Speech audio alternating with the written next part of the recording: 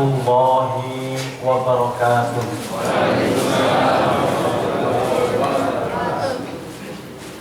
Bismillahirrahmanirrahim.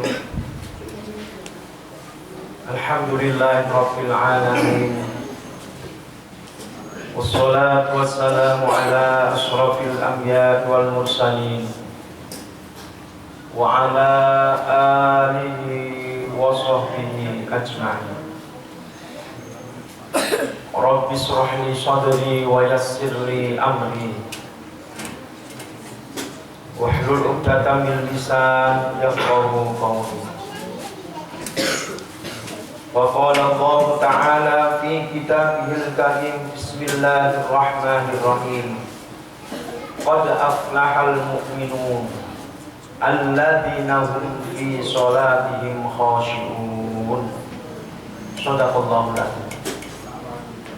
Ibu-ibu yang saya muliakan, bapak-bapak semua yang saya hormati, anak-anakku semua yang saya banggakan dan saya cintai. Pagi yang cerah ini Allah kumpulkan semua di rumah Allah ini. Mari kita berterima kasih kepada Allah yang tadi subuh sudah dibangunkan oleh Allah, kembali lagi diberi nyawa yang sempurna, sehingga ketika kita bangun pagi, yang pertama kita ucapkan adalah Alhamdulillahilladzi ahyana ba'dama amatana wa ilaihin nusyur. Ketika kita besok meninggal dunia, ibu-ibu dan bapak-bapak, kita tidak tahu kapan meninggalnya, dan kita tahu-tahu meninggal dan tahu-tahu dibangunkan juga di alam kubur. Kalau bangunnya habis tidur, kita tidak bertemu dengan malaikat munkar dan nakir. Tetapi ketika kita besok dibangunkan tiba-tiba di alam kubur, kemudian sudah ada dua malaikat yang siap memberi pertanyaan kepada kita, man rabbuka wa man nabiyuka wa man kiblatuka wa man kitabuka. Kemudian kita jawab, dan yang tidak pernah lepas dari kita adalah Al-Quran. Kelak di hari barzah di alam kubur, kita akan disandingkan dengan Al-Quran yang kerap kita kadang baca kadang tidak. Nah, pagi hari ini ibu dan bapak semua, anak-anakku semua yang saya cintai semua, kita dikumpulkan di rumah Allah. Ini adalah rumah Allah, Baitullah yang ada di kampung hitam sulit. Inilah tempat besok Safinah An-Najah, perahu. Ini tuh perahu yang An-Najah yang akan menyelamatkan kita di bahtera, di laut yang sangat luas. Apapun luasnya, berapapun luasnya, berapapun banyak gelombangnya, tetapi kalau kita sudah naik perahu ini masjid, maka akan Safinatun Najah, akan selamat dari laut yang sangat luas, karena kita sudah di dalam rumah Allah ini. Sama Bapak Ibu, kita besok di akhirat juga akan ada perjalanan lagi. Yaumul hisab, yaumul mizan, yaumul ba'ats. Akan dihitung amal kita, akan ditimbang berat dan ringan amalan-amalan kita. Nah, Bapak Ibu yang saya hormati, anak-anak semua yang saya banggakan, ini judulnya subhanallah. Sholat sebagai pintu surga. Pintu itu termasuk, kalau kita tidak punya pintu, kita tidak bisa masuk ke dalamnya. Rumah tidak ada pintunya, sulit. Ketika kita sudah masuk pintu, maka akan terbukalah miftahul jannah. Ada pintu, tidak ada kunci, maka tidak bisa terbuka. Maka kuncinya surga adalah la ilaha illallah, dan kita akan masuk ke surga melalui pintu yang kita harus sudah megang kuncinya masing-masing. Maka apa? Ketika kita besok bersama-sama seperti ini di surga, maka kita harus punya kuncinya surga. Nah, sholat inilah menjadi kunci surga kita. Nah, ya, yang pertama, Bapak Ibu, sholat yang kita lakukan setiap saat. Tadi kita sholat duha. Kita sudah tahu amalan-amalan faidah hikmahnya sholat duha. Walaupun sholat duha itu kalau bagusnya dikerjakan sendiri di rumah. Ini hanya pembelajaran 1 bulan sekali kita sholat jamaah, silaturahim, doa bersama-sama, kemudian sedekah kita yang makan bersama-sama. Inilah hikmahnya sangat banyak. Pembelajaran anak-anak kita sholat duha. Maka 1 bulan sekali kita sifatkan. Tetapi sholat duha itu bagusnya sendiri di rumah, dan rumah ini menjadi baiti jannati, menjadi surga ibu-ibu dan bapak-bapak. Dia ada di dunianya dalam rumah kita. Yang pertama, agar sholat kita diterima oleh Allah, yang tadi kita sholat bersama-sama diterima oleh Allah, sholat duha, sholat hajat, sholat istiharah, sholat lain, semuanya sholat. Yang pertama, pastikan bahwa kita adalah orang beriman. Kenapa? Sholat tidak akan diterima kalau tidak iman. Maka iman inilah yang menjadikan semua aktivitas kita, termasuk ngaji ini, diterima oleh Allah. Sholat atau amal yang diterima oleh Allah hanyalah yang dikerjakan oleh yang beriman. Perbuatan sebaik apapun jika yang mengerjakan orang tidak iman, non-Islam, walaupun baik seperti apapun, pekerjaan itu akan sia-sia. Sia-sia di mata Allah. Ingat, bukan sia-sia di mata kita. Mungkin kita pernah ditolong oleh bukan kita, tetapi hanya sebatas kebaikan yang nampak di dunia. Tapi perbuatan yang nampak di dunia itu tidak akan berfaedah di akhirat. Ingat, Allah hanya menerima amal-amal ibadahnya orang-orang yang beriman. Maka kunci sholat kita diterima adalah iman. Iman itu apa? Tasdiqum bil qalbi, wa iqrar bil lisan, wa amalu bil arkan. Iman itu ada dalam hati kita masing-masing. Ibu-ibu, hari ini ibu ke masjid, bedakan antara iman dan Islam. Islam itu ada di dada. Sekarang perasaannya gimana? Tenang apa enggak tenang? Itu dirasakan iman. Iman itu ketenangan. Bapak-bapak, sekarang bapak-bapak udah di masjid, udah sholat duha. Perasaan ini kok nggak cepat-cepat ini? Perasaannya, ketenangannya ada nggak? Iman itu adanya dalam dada, bukan dalam wajah. Nanti pulang beda-beda semua, silakan. Tapi di sini adanya iman yang melangkahkan kakinya Bapak Ibu di sini adalah iman kita masing-masing. Maka kadar iman berbeda-beda. Al-imanu yazidu wa la yanqus. Iman itu kadang naik, kadang turun, kadang nggak naik, nggak turun. Hari ini, pagi ini, Bapak Ibu insya Allah imannya turun apa naik? Naik. Nanti setelah pulang? Tapi kan naik turun kan? Itu iman. Jadi iman itu, jadi imannya itu ada 3 kategori iman. Imannya para Rasulullah, para nabi-nabi selalu turun apa selalu naik?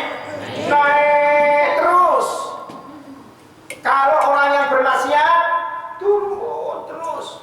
Kalau kita naik turun. Kalau malaikat nggak naik nggak turun. Itu aja malaikat. Nek tugasnya nyambut nyawa terus. Nggak mungkin kepengen tak nyanyi dalam kubur nggak. Malaikat Jibril tugasnya apa? Menyampaikan wahyu. Ya udah selesai sekarang. Malaikat Munkar Nakir apa? Nanya dalam kubur, nggak mungkin mau keluar dari kubur. Aku tak nyambut nyawa lain. Enggak. Maka malaikat itu imannya justru Ya nggak naik nggak turun, 100 terus ibaratnya. Kalau kita naik dulu turun gitu kan. Sekarang naik, nanti pulang ada yang masih naik, ada yang enggak, ada yang turun, ada yang nggak tahu gimana. Maka iman itu harus dijaga. Iman ini harus dijaga agar sholat kita pun diterima oleh Allah. Kadang kalau kita imannya sudah nggak terjaga, luntur, bahkan jadi murtad. Jadi murtad, iman itu kalau nggak dijaga murtad, keluar dari koridor Allah. Ini yang pertama. Maka harus dijaga Bapak Ibu. Kita beriman, dijaga. Kayak sekarang ini menjaga iman. Iman itu ibaratnya pakaian Bapak Ibu. Pakaian yang Bapak Ibu pakai 1 minggu tidak pernah dicuci. Apa? 1 minggu gak pernah dicuci tapi dipakai terus. Bau. Baju sama dengan iman kita. Kalau baju ini dicuci, subhanallah, wangi, baik, enak, dipakai, nyaman. Sama dengan iman, iman gak pernah dicuci, gak pernah diperbarui, lama-lama luntur. Ini Bapak Ibu lagi memperbarui iman lagi. Nanti akan niatnya akan tinggi lagi imannya. Sama dengan pakaian yang perlu dicuci terus, kita juga perlu diperbarui terus imannya. Jangan sampai imannya luntur, gak pernah ngaji kayak gini, maka iman akan down, akan drop, akan hilang, bahkan akan naudzubillah, lepas dari hati kita. Yang pertama. Yang kedua, dirikan sholat dengan ikhlas dan keyakinan yang benar. Kita harus yakin bahwa sholat yang kita kerjakan adalah murni kewajiban dari Allah dan demi kebaikan kita. Melaksanakannya adalah ibadah dan meninggalkannya adalah akan membuat kita susah. Bapak Ibu, sholat yang kita kerjakan ini adalah sholat yang Allah berikan kepada Rasulullah saat Isra Mi'raj. Jadi sholat itu bukan sembarangan wahyu. Satu-satunya wahyu, satu-satunya perintah Rasulullah yang langsung Rasulullah dipanggil oleh Allah adalah sholat, zakat, puasa, haji, kemudian syahadat, semuanya pakai malaikat Jibril. Tetapi sholat tidak melalui malaikat Jibril. Wahyu yang satu ini khusus penting dan Rasulullah dipanggil ke Sidratul Muntaha, diberikan oleh Allah kewajiban sholat yang aslinya 50 waktu Bapak Ibu. 50 waktu, sekarang 55 waktu aja udah berat kan? Dulu kalau dulu 50 waktu kayak apa Pak? Sholat terus kan? Isya, maghrib, zuhur, menjelang subuh, menjelang asar, menjelang zuhur, setelah zuhur, sholat terus 50 waktu. Sekarang 5 waktu aja udah kuat kan? Maghrib capean, isya ketiduran, subuh kesiangan, zuhur di kantor, asar perjalanan. Loh, kapan sholatnya? Katanya kan gitu kan? Subuh kesiangan, zuhur di kantor, asar di perjalanan, maghrib capean, isya ketiduran, subuh kesiangan. Ya kapan sholatnya?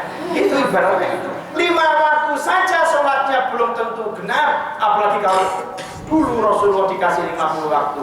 Alhamdulillah 50 waktu ini pahalanya sama dengan 5 waktu ini pahalanya dengan 50 waktu, sama pahalanya. Nah, maka yakinlah Bapak Ibu, sholat yang kita lakukan tadi benar. Sholat yang kita lakukan setiap saat sesuai dengan Rasulullah. Shollu kama ra'aitumuni usolli. Sabdanya Rasulullah, sholatlah kalian seperti kalian melihat aku sholat. Melihat aku sholat ini cukup dengan Rasulullah memberikan hadis-hadisnya Rasulullah tentang sholat dari mulai Allahu Akbar sampai Assalamualaikum, semua ada hadisnya, ada bacaannya. Siapa yang ngajari? Rasulullah.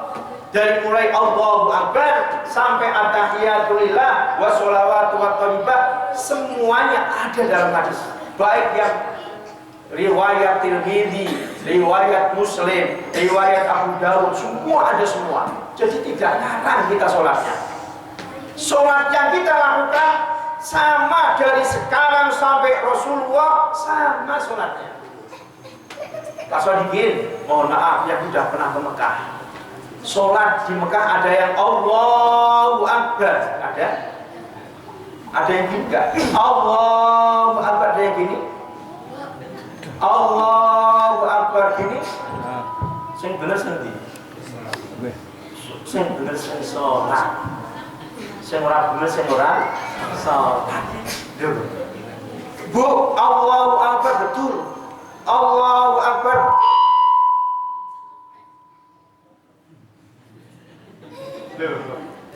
Allahu Akbar betul. Allahu Akbar betul. Betul semua. Yang enggak betul ya enggak sholat. Allahu Akbar, ada yang gini kan, ngaco gini kan? Bener enggak? Benar. Yang enggak ya enggak apa-apa. Allahu Akbar, yang enggak ngaco juga enggak apa-apa. Ngaco enggak apa-apa, enggak ngaco enggak apa-apa, umpung gini enggak apa-apa. Ya enggak boleh gini. Enggak boleh batal. Inilah sholat. Jadi sholat itu berbagai macam versi, sesuai dengan Rasulullah semua, ada hadisnya semua. Jadi jangan takut, Pak saya sholatnya diterima enggak diterima. Yakinlah bahwa sholat Bapak Ibu adalah sholat yang akan diterima oleh Allah Subhanahu wa Ta'ala. Kalau enggak yakin, enggak akan diterima. Yang ketiga, kerjakan sholat dengan benar. Cara yang benar adalah cara yang diajarkan oleh Rasulullah kepada kita, baik dalam gerakan sholat, membacanya maupun kehusuannya. Rasul bersabda, sholatlah kalian shollu kama ra'aitumuni usolli. Jadi sholatnya Bapak Ibu mulai dari gerakannya, bacaannya, kemudian apanya ya? Sholat itu ada gerakan, ada bacaan, ada niat, khusyuk, waktunya. Mau beda Bu. Ini sekarang di Mekah jam berapa?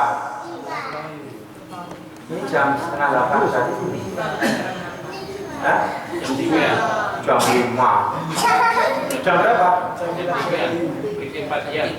Selisih 4 jam, berarti berapa jam? Jam 3. Di Mekah belum subuh. Di Mekah belum subuh ini. Kalau misalnya ada yang lagi umroh, telepon ke kanan. Assalamualaikum. Ini ke jam 7. Sini udah jam 8. 4 jam lebih sedikit. Artinya hanya selesai waktunya karena bukan waktu isya subuhnya. Sana ya sama, subuhnya jam 4:30. Sini juga 4:30 ibaratnya gitu. Asarnya ya jam 3, sini sama jam 3. Tapi jamnya 3 sama dengan sini beda karena mataharinya beda. Sini udah muncul, sana belum. Tapi sama jamnya. Artinya waktunya harus sama. Nggak boleh maghrib kok jam 8 malam. Sudah bisa. Nah itu yang nggak boleh. Tapi waktu selisihnya ini yang beda, tapi jamnya sama. Nah, maka Bapak Ibu kerjakan sholat dengan benar, baik ucapannya, baik gerakannya, baik tumakninahnya, baik khusyuk dan tidaknya. Jadi sudah ada aturannya. Ini nama ibadah apa Bapak Ibu? Sholat ibadah mahdoh. Ya kan Bu? Pak, yang dulu itu loh, sebulan yang lalu kan masalah wudhu kan sudah clear kan? Anak-anak sudah clear, ibu clear. Nah sekarang masa sholat harus clear. Karena wudhu itu mendampingi sholat. Kalau wudhunya baik, sholatnya baik. Nah sekarang, jadi sholat yang kita lakukan itu tidak hanya bacaan, tidak hanya gerakan, tidak hanya bacaan dan gerakan, tapi ada kekhusyuan, ada tumakninah. Mungkin anak-anak kecil. Nah, kalau tahu siapa yang nggak kemarin anak-anak kecil, wow, langsung salam Pak, nggak pernah dibacakan, nggak pernah dibacakan. Tak tunjuk bacaan tahiyat akhir, bisa nggak? Nanti kasih hadiah sama Tamir. Tahiyat akhir yang berani siapa? Nanti tak kasih hadiah. Tahiyat akhir. Boleh at-tahiyatul mubarakatus, boleh at-tahiyatul lillah. Semua benar, yang enggak benar, yang enggak hafal semuanya. Siapa yang berani? Enggak apa-apa. Yang berani tahiyat akhir baca di sini sendiri. Nanti tak kasih hadiah.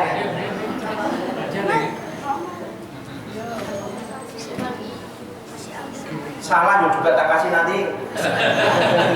Mungkin berani. Ada yang berani kan? Betul tak kasih nanti setelah selesai. Gak ada yang berani kan? Malu, saya aja gak malu kok. Loh, gak apa-apa, berarti belum. Bulan depan, ya paling. Kalau malu, jangan dimalu-maluin, ya. Nomor 3, nomor 4, Bapak Ibu. Nah, ini pentingnya. Khusyuk dan tumaninah. Ini ada perbedaan khusyuk, Bapak Ibu. Nih, dalam mengerjakan sholat jangan terburu-buru. Ini kalau terburu-buru khusyuk apa tumaninah? Hubungannya tumaninah. Bacalah semua bacaan dalam sholat dengan perlahan sambil menghayati setiap kandungan. Menghayati itu khusyuk. Menghayati bukan memaknai, bukan mengartikan. Allahu Akbar, Allah Maha Besar. Bismillahirrahmanirrahim. Segala puji bagi Allah. Enggak jadi, enggak boleh terjemahkan. Atau sholatnya langsung terjemahan Allah Maha Besar. Enggak boleh. Enggak boleh terjemahan, enggak boleh. Kenapa? Sholat sudah baku. Enggak boleh ditambah, enggak boleh dikurangi, dan enggak boleh bikin redaksi yang lain. Maka sholat ini harus khusyuk. Bapak Ibu pernah sholat khusyuk? Allahu Akbar. Khusyuk enggak? Enggak. Karena merem. Khusyuk itu tidak ingat apa-apa. Ini. Tapi ingatnya sholat. Allahu Akbar. Saya sholat. Khusyuk itu tidak harus dari awal sampai akhir. Ada yang khusyuknya hanya saat takbir Allahu Akbar, saya lagi sholat. Itu namanya khusyuk, Bu. Jadi nggak bisa kalau manusia itu khusyuk dari Allah Akbar sampai salam. Kadang-kadang mau salam malah kimutan, astagfirullah, dompetnya saya hilang. Kok hilang? Eling. Aduh ya Allah, saya kata tadi kompor gasnya belum saya matikan.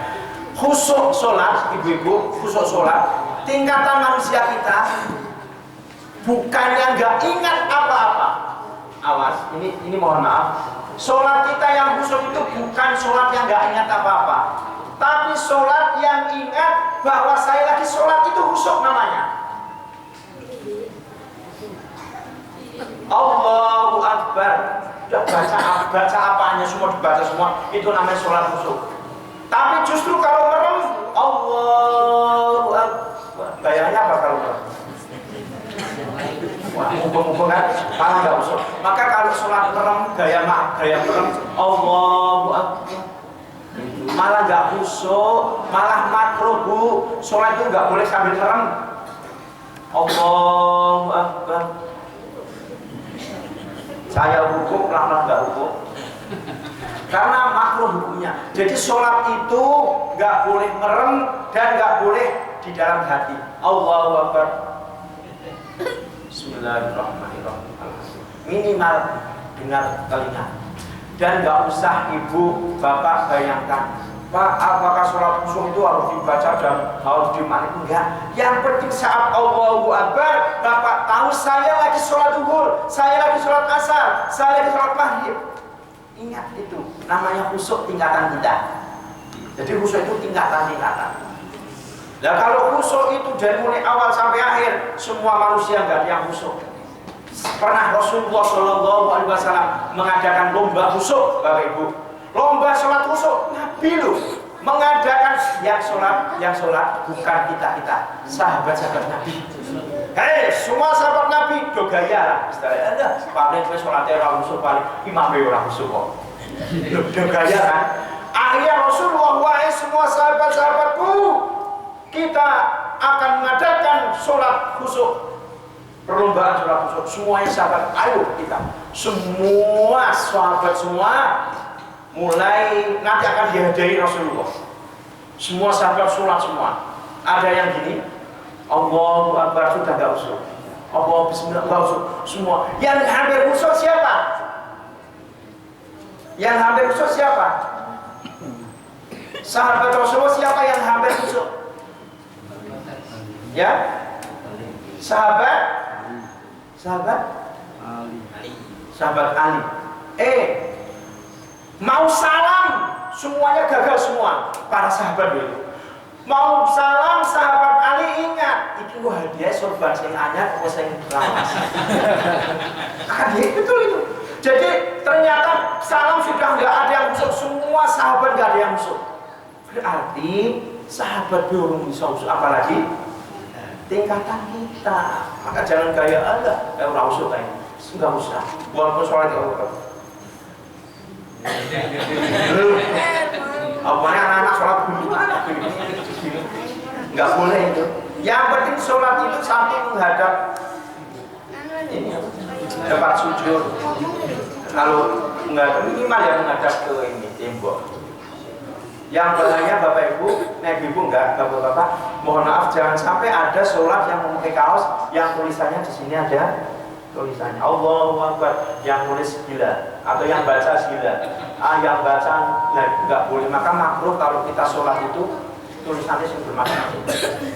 Kaos tulisannya itu yang membaca berarti yang apa gitu lah ya, jangan. Kaos tidak etis untuk sholat, apalagi ada tulisannya. Nanti yang bacanya lagi sholat. Coba Bapak Ibu sholat depannya ada tulisannya harap HP dimatikan. Kurang usah moco tapi kalau bisa baca nggak dalam hati. Sampai harap HP, aduh HP mau kita matikan ya. Begitu muni malah begitu muni dalam sholat malah rokok HP.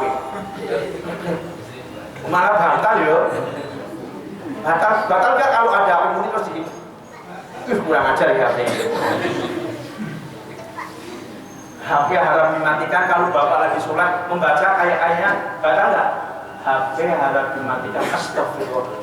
Bilang gitu astagfirullah. Kita matikan. Padahal juga rakaat. Jadi batal kan? Makanya jangan mengubahnya dalam sholat. Nih. Dalam mengerjakan sholat jangan terburu-buru. Ya sama aja lah. Ya ojo kelamaan. Allahu Akbar. 5 menit dhewe. Sujudi rukuke 3 menit. Begitu salam makmum berubah. Nanti makmum kelamaan nggak boleh sholat. Sholat itu bagusnya meringankan bacaannya, tapi tidak mencepatkan enggak. Jadi imam yang bagus itu meringankan bacaannya, bukan percepat ya. Jadi kasihan makmum yang mbah-mbah. Yo aja kecepatan, aja kesuwenan suratnya apa mana ya, suratnya Al-Baqarah semua sama suratnya Amayat al-Qur'an bubar. Sholatnya biasa-biasa aja lah, imam ini cukup ya. Ini yang kelima, Bapak Ibu nanti jam 8 kurang 10 selesai. Penuhi kewajiban dan hindari hal-hal yang membatalkan. Kewajibannya sholat apa? Nih, perhatikan betul-betul kewajiban dalam sholat. Kata Rasulullah, banyak orang yang mencuri dalam sholat, tahu kan? Pencuri dalam sholat, siapa pencuri dalam sholat? Nih, jadi yang sholat banyak mencuri nih. Syarat rukun dan batalnya sehingga sholatnya benar-benar karena ilmu. Karena sholat tanpa mengetahui ilmunya, maka sholatnya tak akan diterima. Kayak sholatnya rubuh-rubuh, bedah tiru-tiru tok, nggak tahu bacanya apapun. Maka Bapak Ibu lihat nih sekarang syarat wajibnya sholat 1, 2, 3, 4, 5, 6, 7, 8. Syaratnya apa? Biar kita sholatnya sah. 1 apa? Islam. 2 balik. 3 ya balik itu ada ini. Balik itu tandanya laki-laki keluar sperma atau mimpi basah. Kalau perempuan bagi rumah telah haid. Yang ketiga berakal. Boleh nggak orang gila sholat? Nggak boleh. Boleh tapi ya percuma sholatnya. Karena nggak butuh bakal langsung duduk langsung ini sholatnya kalau joget-joget nggak jadi. Suci dari haid dan nifas bagi perempuan. Ibu harus suci dari haid dulu, nifas. telah sampai dakwah kepadanya. Nah, telah sampai dakwah kepadanya itu Bapak Ibu pernah ngaji nggak tentang sholat? Kalau belum pernah ngaji ya nggak jadi, nggak sholat nggak apa-apa, belum pernah ngaji kok. Sampai dakwah itu ibu pernah belajar sholat nggak sama siapa? Nggak boleh sholat itu ngarang, nggak boleh sholat itu aku tak sholat Pak, tapi orang bukti, orang ustaz, orang ngaji. Setiap aku sholat aku YouTube, yaudah benar YouTube-nya, ya kan? YouTube-nya